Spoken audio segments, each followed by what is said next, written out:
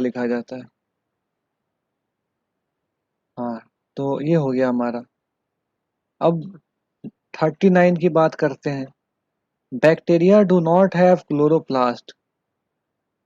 Bacteria chloroplast bacteria में नहीं होता है। फिर कहता है मगर some bacteria are photoautotrophic. तो इसमें दो टर्म है देखो, फोटो ऑटोट्रॉफिक। तो एक तो है ऑटोट्रॉफिक। तो ऑटोट्रॉफिक तो हमको पता है कि अपना खाना जो खुद प्रिपेयर करता है, अपना खाना जो खुद बनाता है उसको बोलते हैं ऑटोट्रॉफिक। तो प्लांट के बारे में हमने पढ़ा था कि मेनली प्लांट होता है ऑटोट्रॉफिक। दूसरा वर्ड है फोटो। तो फोटो का मतलब ये मत समझना मोबाइल में जो खींचते हो। फोटो का मतलब होता है light. Anything related to light is known as photo. वो भी फोटो होता है जो तुम खींचते हो। तो उस फोटो को फोटो भी इसीलिए कहते हैं क्योंकि उसका भी रिश्ता लाइट से ही है। ठीक है, जो कैमरा डिवाइस है वो कैमरा मतलब लाइट सेंसिटिव डिवाइस है। लाइट का रोल है वहां पे इमेज को ट्रैप करने में, इसीलिए उसको फोटो बोल देते हैं। ऐसे तो उसको पिक्चर बोलना चाहिए क्योंकि वो पिक्चर है जो खिंचा करके हमारे सामने आता है। ज्यादा सही वर्ड होता मगर फोटो भी बोलते हैं, कोई बात नहीं। तो लाइट से जो खाना खुद से बनाता है उसको कहेंगे क्या, फोटो ऑटोट्रॉफिक। कह रहा है बैक्टीरिया में क्लोरोप्लास्ट नहीं होता है मगर कुछ बैक्टीरिया फोटो ऑटोट्रॉफिक होते हैं और फोटोसिंथेसिस करते हैं। ठीक है, ये तो हमको पता है पहले से करते हैं। तो कहता है कि which part of the bacterial cell perform this. Bacteria में कौन सा पार्ट होता है जो फोटोसिंथेसिस करता है। हम लोग इसका आंसर ऊपर ऑब्जेक्टिव क्वेश्चन में देखे थे, अगर आप याद करो। हमने क्या पढ़ा था कि some vesicles are present in bacteria. कुछ वेसाइकल प्रेजेंट होते हैं जिन वेसाइकल के अंदर में ग्रीन पिगमेंट होता है। अगर याद करो आप, कहीं ना कहीं हम लोग पढ़े थे।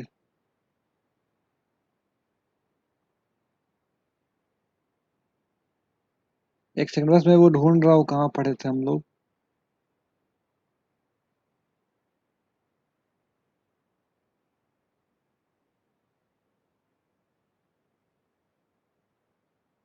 नहीं, इधर तो नहीं है। कहीं ना कहीं था। मुझे याद आ रहा है, पता नहीं क्यों हमको लग रहा है कि ऐसा हम लोग पढ़े थे इसके बारे में। क्योंकि अब देखो फोटोसिंथेसिस करता है तो या तो उसके अंदर क्लोरोप्लास्ट होना चाहिए, तो क्लोरोप्लास्ट तो होगा नहीं क्योंकि मेम्ब्रेन बाउंड ऑर्गेनेल हो नहीं सकता है उसके अंदर। ठीक है, तब फिर कैसे होता है, तब फिर कैसे जो है बैक्टीरिया अपना खाना बनाता है। तो हमने पढ़ा था कि कुछ वेसाइकल मौजूद होते हैं, जिन वेसाइकल मतलब समझ लो थैला, जिनके अंदर क्लोरोफिल मौजूद होता है, उसके वजह से जो है फोटोसिंथेसिस होता है। तो ये हमको याद आ रहा है। बट लेट अस सी हमारा बुक क्या कहता है। हाँ ठीक है, कहता है small vesicle associated with plasma membrane. छोटे छोटे वेसाइकल होते हैं जो मौजूद होते हैं, ठीक है, उसकी वजह से जो है बैक्टीरिया करता है फोटोसिंथेसिस। कुछ वेसाइकल होते हैं जो प्लाज्मा मेम्ब्रेन से लगे हुए होते हैं, उन वेसाइकल के अंदर में क्लोरोफिल होता है। क्लोरोफिल क्या है, पिगमेंट है, कलर का पिगमेंट। ठीक है, तो कलर का पिगमेंट जरूरी नहीं है कि क्लोरोप्लास्ट के अंदर ही मौजूद रहे, वेसाइकल में भी हो सकता है जैसा कि बैक्टीरिया में होता है। और वहां पे जो है वो क्लोरोफिल जो है बैक्टीरिया को हेल्प करता है फूड सिंथेसाइज करने में। तो 39 नंबर समझ में आया या डाउट रह गया।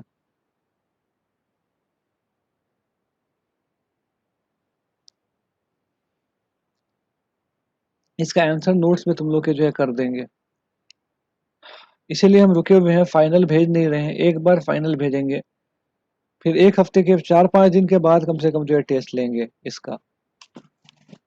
ठीक है, तो क्या आंसर लिखेंगे हम कि बैक्टीरिया में, in bacteria some vesicles are associated with plasma membrane, in those vesicle chlorophyll is present, this chlorophyll helps in photosynthesis. ये जो क्लोरोफिल है फोटोसिंथेसिस में हेल्प करता है। तो 39 नंबर समझ में आ गया ना। नहीं बोल रहे हो सब। सर आ गया समझ में। 38 देखते हैं क्या कह रहा है। कह रहा है कि if cells of onion peel and RBC are separately kept in hypotonic solution. ठीक है, अगर हम आरबीसी को और प्याज के सेल को अलग अलग हाइपोटोनिक सॉल्यूशन में रख दें। हाइपोटोनिक मतलब ऐसा जिसमें वाटर कंसंट्रेशन सेल के अंदर में कम है। तो कहता है what among the following will take place, इसमें से क्या होगा। Explain the reason for your answer, इनमें से क्या होगा और क्यों होगा ये बताना है आपको। तो कहता है कि दोनों सेल वॉल जो है फूल जाएगा, सॉरी दोनों सेल जो है फूल जाएगा। Both the cells will swell, RBC भी और ओनियन पिल भी। तो आरबीसी तो स्वेल करेगा, ये बात सही है, मगर ओनियन पिल जो स्वेल करेगा तो सेल वॉल क्या करेगा, उसको फिर अंदर दबा देगा। Cell wall will support it, तो ओवरऑल सेल को फूलने से जो है बचा लेगा सेल वॉल, जो कि ऑनियन सेल में मौजूद है, जो कि ऑनियन प्लांट सेल है। ठीक है, तो ये वाला बात जो है फिर सही नहीं है कि दोनों सेल स्वेल करेगा। आरबीसी एनिमल सेल स्वेल करेगा, प्लांट सेल को जो है जो सेल वॉल है that will prevent it from swelling. फिर कहता है आरबीसी विल बर्स्ट इजिली, मगर ओनियन का सेल बर्स्ट नहीं करेगा या बर्स्टिंग को रेजिस्ट करेगा। तो ये भी बात सही, ये बात तो सही है। आरबीसी जो कि एनिमल सेल है ये पानी बहुत ज्यादा भरेगा तो ये फट जाएगा, मगर जो प्याज है, प्याज का सेल एनिमल सेल है, उसके बाहर सेल वॉल है। तो जब सेल वॉल उसके बाहर मौजूद है, ऑनियन पील के बाहर सेल वॉल मौजूद है अगर, तो सेल वॉल जो है बस्टिंग से बचाता है, हमने देखा था। तो ये सही है। फिर कहता है both A and B are correct. तो ए में मुझे पार्शियली एरर दिख रहा है, दोनों सेल का स्वेल करने वाला बात में थोड़ा सा हमको प्रॉब्लम दिख रहा है, मगर वह कंफर्म करेंगे इसको। फिर कह रहा है कि आरबीसी और एनिमल सेल सिमिलरली बिहेव करेगा, एक जैसे बिहेव करेगा। ठीक है, तो एक जैसा बिहेव नहीं करेगा, ओनियन सेल तो फट जाएगा। ठीक है, मगर जो सॉरी ओनियन सेल नहीं फटेगा, मगर जो आरबीसी है वो फट जाएगा। ठीक है, ये both the cell will swell वाला पार्ट जो है मुझे लग रहा है कि ये ठीक नहीं है, मगर एक बार इसको अब देख लेते हैं 38 में क्या कहना चाह रहा है हमारा बुक वाला। हाँ, बी नंबर सही कह रहा है, सही बोला। ऑनियन पील में सेल वॉल होता है और आरबीसी में नहीं होता है, तो आरबीसी जो है फट जाएगा। और पहला वाला जैसा हमने कहा था कि दोनों स्वेल करेगा, ये भी सही नहीं है, क्योंकि सेल वॉल जो है उसको फूलने से बचाएगा। क्योंकि अगर वो फूलेगा तो वो भी फटेगा, वो नहीं फट रहा है इसका मतलब कि फूल मतलब प्याज सेल का सेल नहीं फट रहा है, मतलब कि क्या हुआ, सेल वॉल बचा रहा है उसको स्वेलिंग से। ठीक है, तो 38 हो गया। 38 समझ में नहीं आया हो, कुछ पूछना हो तो पूछो, नहीं तो कंफर्म करो ये समझ में आ गया है, तो फिर 37 देखेंगे।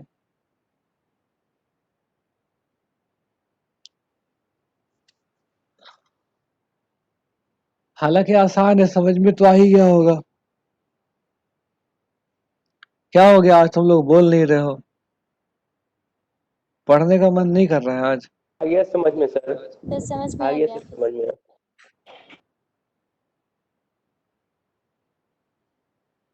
ठीक है, 37 में कह रहा है if you are provided with some vegetables to cook, सब्जी तुमको मिल गया पकाने के लिए। कहता है कि you generally add salt into the vegetable during cooking process, खाना पकाते वक्त नमक डालते हैं। तो कहता है कि नमक जब डालते हैं तो उसके बाद सब्जी पानी छोड़ता है।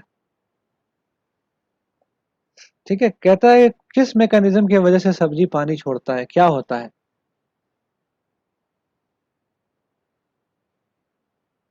बताओ।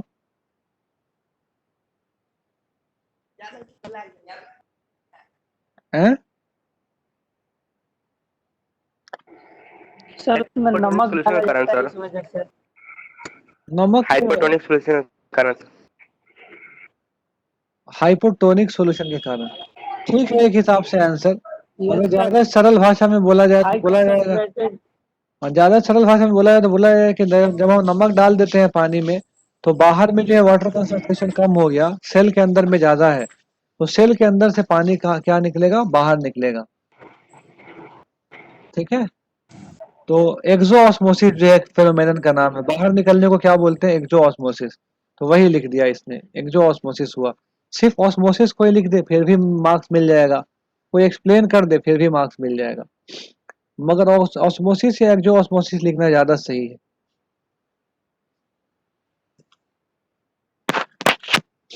फिर 36 नंबर में कह रहा है कि we eat food compose of all the nutrient like carbohydrate, protein, fat, vitamin, mineral and water. खाना में ये सब कुछ होता है।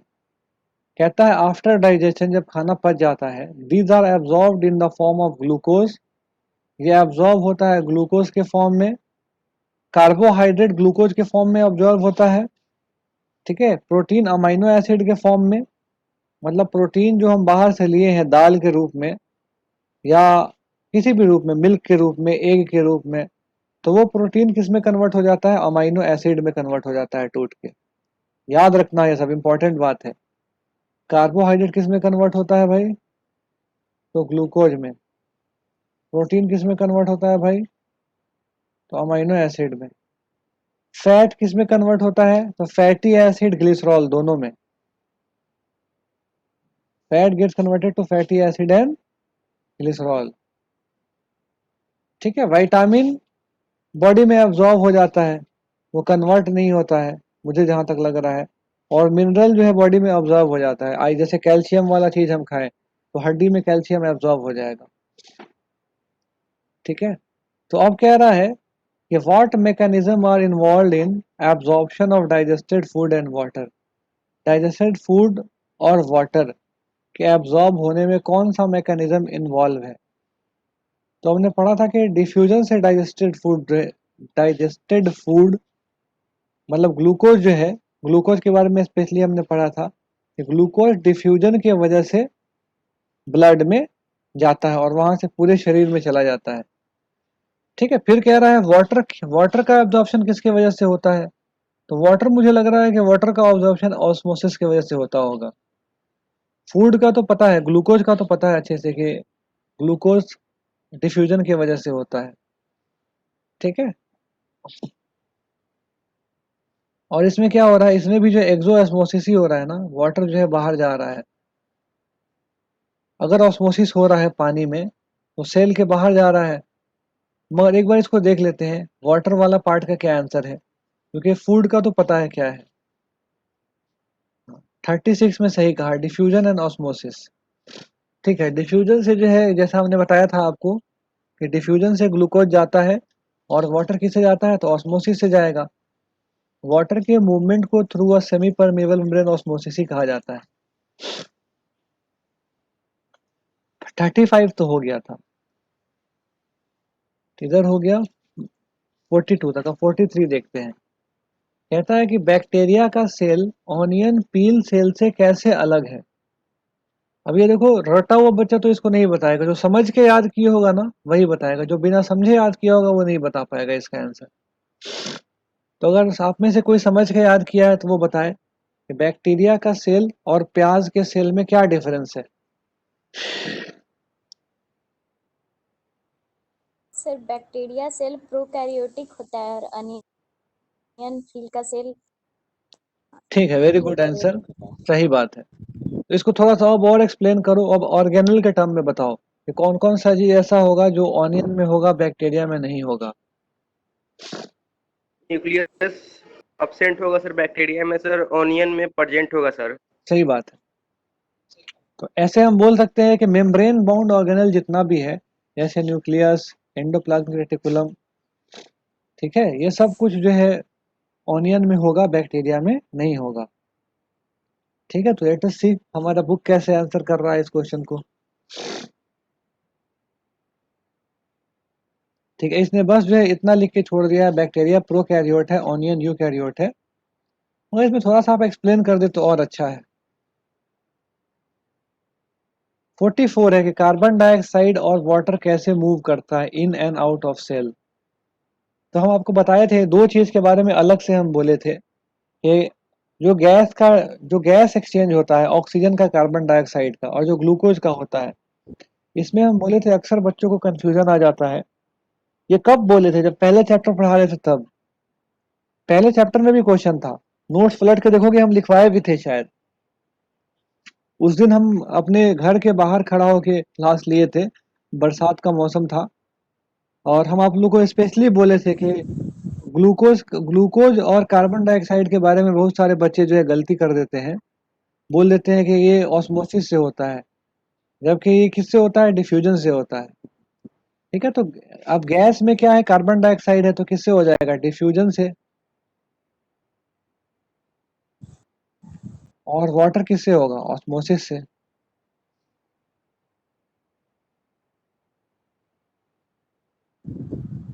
46 है, name the two organelles in a plant cell that contain their own genetic material and ribosomes.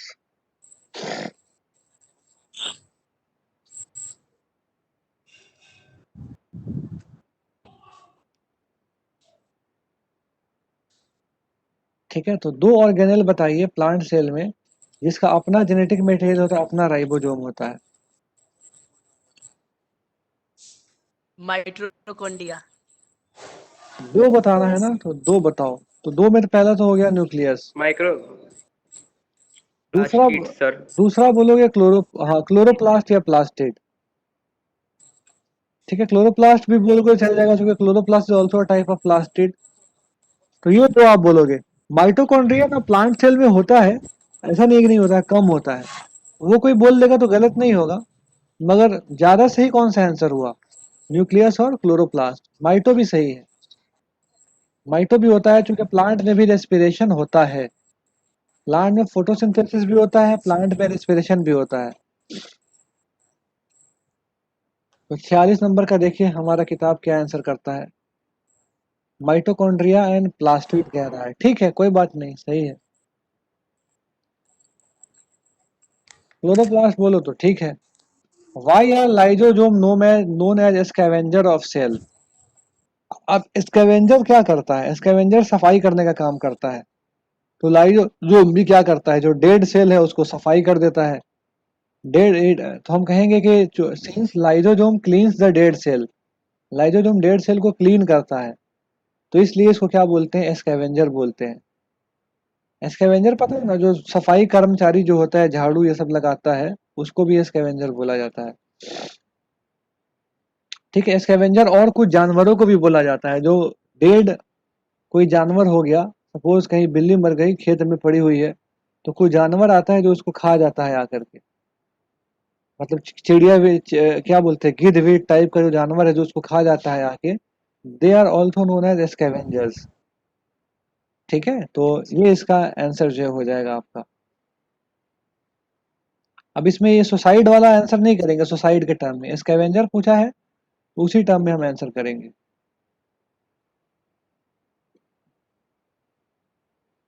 हाँ, तो कहता है removes debris of the cell, या removes waste of the cell, या कहा कि क्लीन्स द सेल।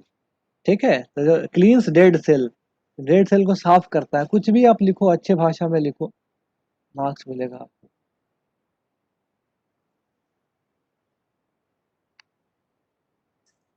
अच्छा, इसमें फिर पूछ रहा है कि कौन सा सेल ऑर्गेनेल है जो सेल के ज्यादातर एक्टिविटी को कंट्रोल करता है। न्यूक्लियस। न्यूक्लियस सही आंसर है, सही बात है। 48 का न्यूक्लियस। बस कंफर्म करने के लिए हम मिलाते जा रहे हैं, वरना आंसर तो हमको पता है ही। अब 48 के बाद वाला क्वेश्चन सब ले लें। चलो, और अच्छी बात ये है सर कि खत्म। हाँ बोलो। अच्छा, 48 रह गया, 45 45 रह गया, 45 45 रह गया। How does amoeba obtains his food. तो इसका आंसर हमने आपको पहले थ्योरी पढ़ाते वक्त बताया था कि अमीबा जो है, क्या उसका जो प्लाज्मा मेम्ब्रेन होता है उसको फोल्ड करता है। प्लाज्मा मेम्ब्रेन जो अमीबा का होता है उसका नाम होता है स्यूडोपोडिया। तो प्लाज्मा मेम्ब्रेन अपने स्यूडोपोडिया को फोल्ड करता है, और फोल्ड करके उस फूड को इंजेस्ट कर लेता है। हम डायग्राम बना के एक बार फिर से दिखा दे रहे हैं, पता नहीं आपको याद है या भूल गए आप। तो हमने बताया था कि देखिए अमीबा तो बहुत सारे शेप का होता है। मतलब अमीबा का शेप, कोई शेप फिक्स नहीं होता है, तो कुछ भी आप बना दो, ऐसे आपने बना दिया ये अमीबा है हमारा मान लो, ठीक है। फूड पार्टिकल उसने यहाँ सेंस किया, अगर यहाँ पे फूड सेंस किया, तो अमीबा का ये वाला जो प्लाज्मा मेम्ब्रेन वाला जो पार्ट है ना यहाँ पर जो है, वो क्या होगा, अंदर फोल्ड हो जाएगा, मतलब कुछ ऐसा बन जाएगा।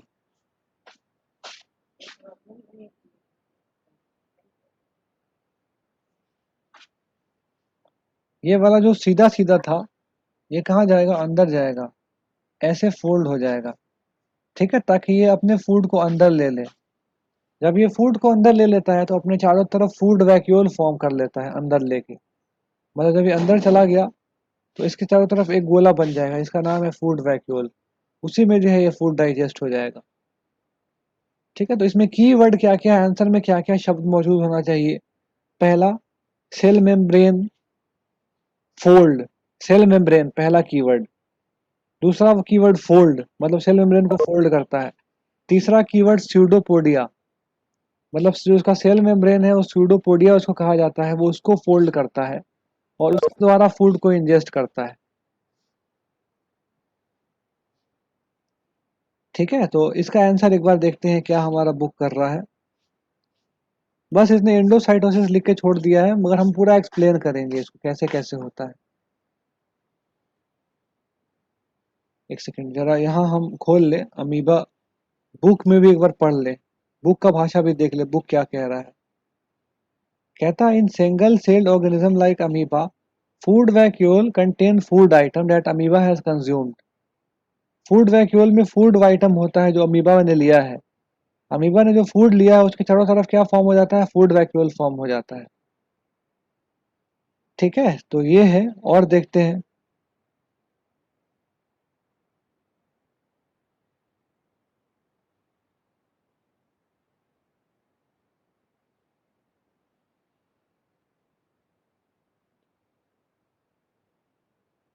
देखो यहाँ लिखा हुआ है some cell like amoeba have changing shape. Amoeba क्या करता है, सेल, अपना सेल का शेप चेंज करता है। पीछे चलते हैं थोड़ा सा, अमीबा प्लाज्मा मेम्ब्रेन के अंदर में, और वो लिखा हुआ होगा, कहाँ है, दिख भी नहीं, हाँ यहाँ है। तो कहता है कि flexibility of cell membrane also enables the cell to engulf in food. Cell membrane का जो फ्लेक्सिबिलिटी है वो भी सेल को एनेबल करता है फूड एनगल्फ करने में और दूसरा मटेरियल एनगल्फ करने में। इस प्रोसेस का नाम है एंडोसाइटोसिस, ठीक है। अमीबा फूड इसी प्रोसेस के थ्रू एक्वायर करता है। मतलब क्या हुआ कि जो सेल मेम्ब्रेन है इसका फ्लेक्सिबल है, शेप चेंज करता है, तो सेल मेम्ब्रेन शेप चेंज करता है तो वो शेप चेंज करके फूड को अपने अंदर एनगल्फ कर लेता है और फिर उसके चारों तरफ क्या फॉर्म हो जाता है, फूड वैक्यूल फॉर्म हो जाता है, ठीक है। तो ये इसका आंसर हो गया जो हमने बोला आपको।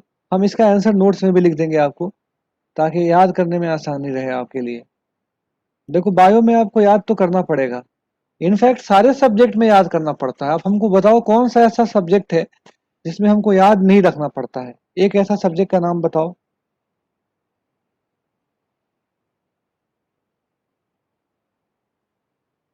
कोई ऐसा सब्जेक्ट नहीं है। आप बोलोगे मैथ, तो मैथ में याद नहीं रखना पड़ता है क्या। देखो सबसे पहले तो फॉर्मूला रटना पड़ता है, दूसरा क्या होता है कि क्वेश्चन कैसे सॉल्व किए ये भी याद रखना पड़ता है। जैसे क्वाड्रेटिक इक्वेशन को कैसे फैक्टराइज किया, अगर आपको ये याद ही नहीं रहे तो आप एग्जाम में कर पाएंगे, तो इसका मतलब क्या हुआ कि नहीं कर पाएंगे आप। तो इसका मतलब ये हुआ कि वहां पे भी हमने याद किया, मगर वहां याद रट रट के नहीं किया, क्वेश्चन सॉल्व करते करते याद हो गया हमको, ठीक है। तो याद तो हर जगह करना पड़ता है भाई, बिना याद रखे कहीं काम नहीं चलता है। और बायो में थोड़ा ज्यादा याद करना पड़ता है, ठीक है। मैथ में एप्लीकेशन ज्यादा होता है, एक बार याद किए क्वाड्रेटिक सॉल्व करना, तो एक तरीका याद कर लिए तो उससे अब 40-50 क्वेश्चन हम खुद से कर लेंगे। तो इसीलिए हम नोट्स में लिख के दे देंगे आपके, आपको जो है इसको याद कर लेना पड़ेगा। बार बार सब डिसज्वाइन होके ज्वाइन क्यों हो रहा है, नेटवर्क प्रॉब्लम बहुत ज्यादा है क्या आज, लगता है ऐसा कुछ। चलो तो ये भी हो गया हमारा, अब आगे का देखते हैं 45 के आगे का, नहीं 48 के आगे का।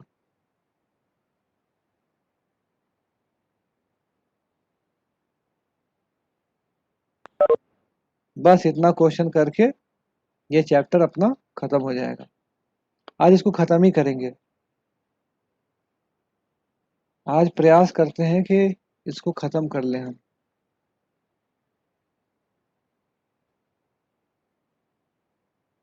कहता है कि कौन से टाइप का प्लास्टिड रूट में ज्यादा होता है, कौन से टाइप का लीफ में ज्यादा होता है और कौन से टाइप का फ्लावर में ज्यादा होता है। तो थोड़ी देर पहले ही पढ़े हैं, लीफ में कौन सा होता है, क्लोरोप्लास्ट। फ्लावर एंड फ्रूट में कौन सा होता है, क्रोमोप्लास्ट। रूट में कौन सा होता है, नाम बोलो, बोलो नाम।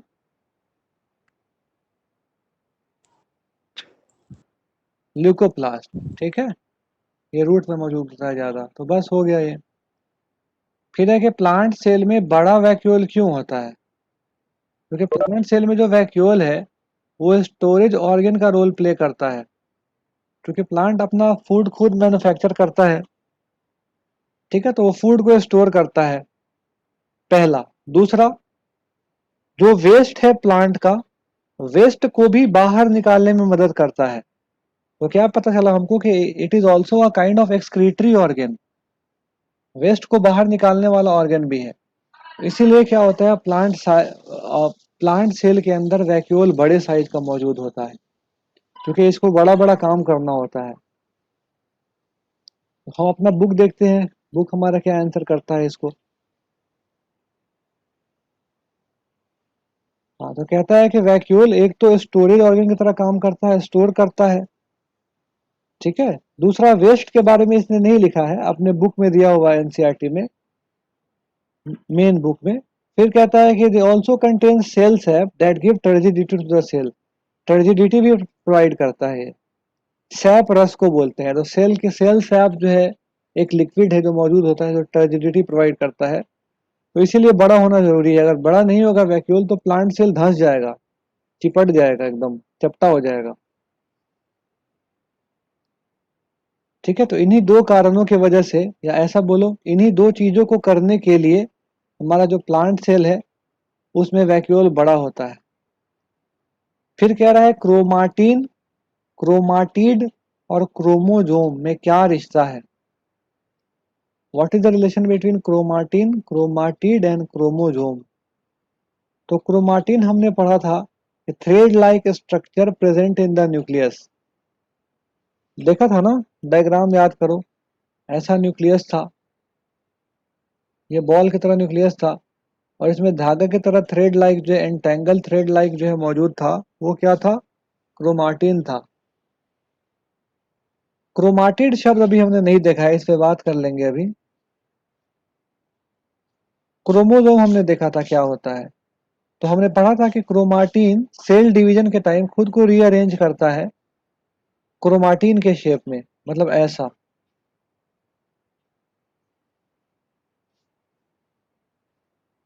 ऐसे शेप में रीअरेंज करता है, हमने देखा था। This is known as chromosome, ठीक है। क्रोमाटिड के बारे में किसी को कुछ पता है आप में से तो बताइए। क्रोमाटिड के बारे में किसी ने पढ़ा है अगर कुछ पहले कहीं पर भी, तो हमको आइडिया दीजिए what is chromatid. Rehan Sameer, आप हैं क्लास में या नहीं।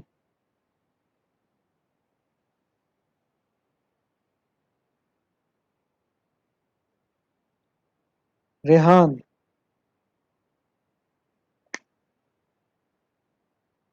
एक सेकंड रुक जाइए, हमको अटेंडेंस जरा ले लेने दीजिए एक बार, ध्यान में मेरे रहे कौन कौन है क्लास में। नोटपैड,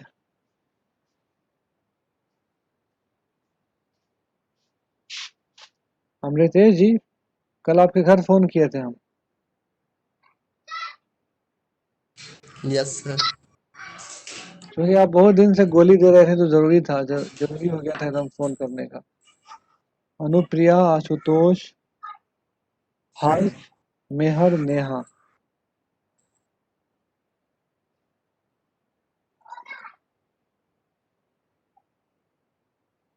निदा, नगमा, प्रिया, राइद।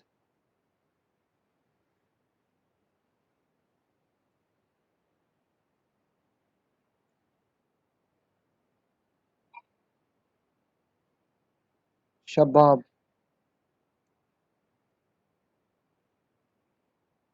रेहान नहीं है आज।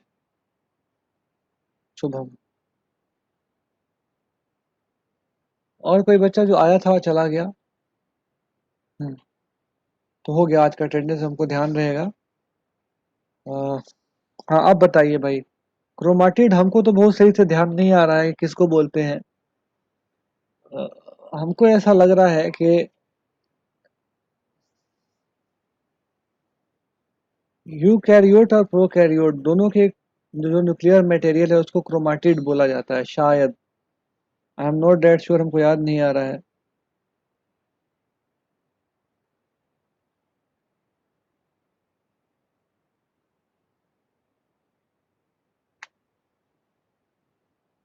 नहीं, क्रोमैटिड बोलते हैं ये जो हमारा क्रोमोजोम है ना, इसका दो हाफ है, हम बताए थे। एक फादर के साइड से आता है, एक मदर के साइड से आता है। अच्छा, ये क्लास खत्म होने का भी नोटिस आ गया है, तो 2 मिनट 3 मिनट में जब क्लास खत्म हो जाए दोबारा जुड़िएगा आप लोग।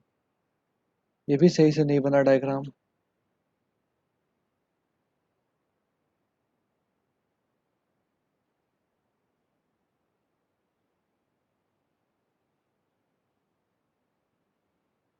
हाँ, तो इसमें हम आपको बताए थे कि जैसे ये लेफ्ट वाला इसमें पार्ट है, ये फादर के साइड से आ रहा है।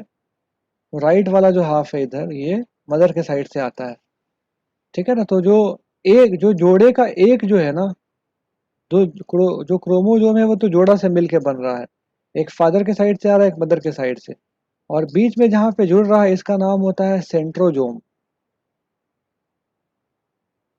सेंट्रोजोम से जुड़ता है, ठीक है। तो इसका जो एक पार्ट है जो फादर के साइड से आ रहा है उसको बोलते हैं क्या? उसको बोलते हैं क्रोमाटिड। या एक पार्ट जो मदर के साइड से आ रहा है उसको बोलते हैं क्या? क्रोमाटिड। ठीक है, एक बार हम अपने बुक में अब देखते हैं। ये बहुत इंपॉर्टेंट क्वेश्चन है, 51 number. How does our book answer this? तो क्रोम हम एक बार फिर से रिवाइज करते हैं क्या क्या हमने देखा। क्रोमाटिन क्या है? Thread like structure present in the nucleus which possesses the genetic information. Chromosome क्या है भाई?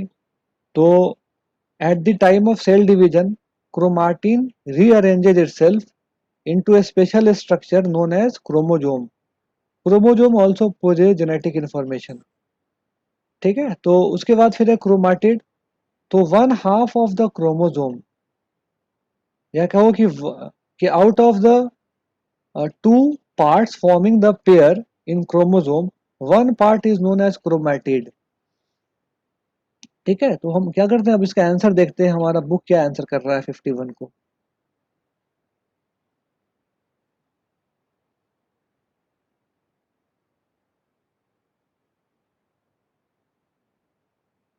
कह रहा है क्रोमोजोम क्रोमाटिड से बना होता है। हाँ, तो क्रोमोजोम तो क्रोमाटिड से बना होता ही है।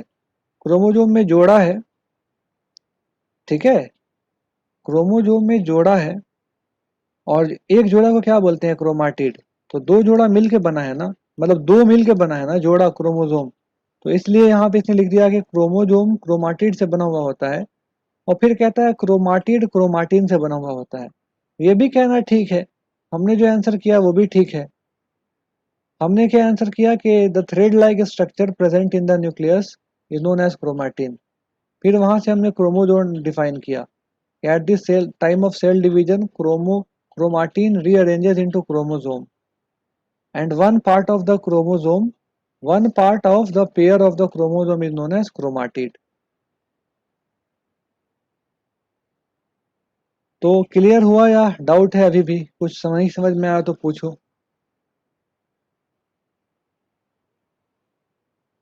51 नंबर पे स्टार लगा लो, बहुत इंपॉर्टेंट क्वेश्चन।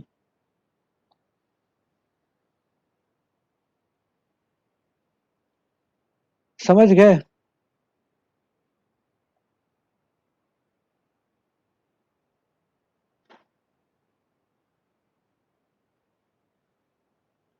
समझे कि नहीं?